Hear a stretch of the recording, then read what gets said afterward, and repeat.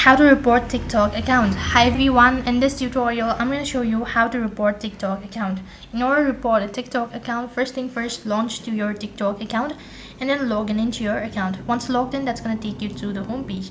Now in order to locate a following account that you want to report, you can either use a search bar tool in order to look for their account, or you can go ahead and select it from your following list as well, or you can also find it on your For You page whatsoever.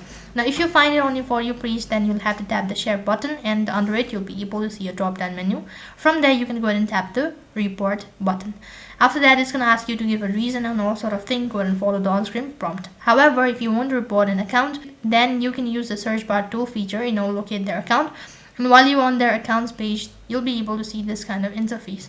Over here, go ahead and tap the three dot icon located in the top right hand side corner. After that, you'll be able to find a drop down menu. Click the flag icon or the report button located right at the bottom.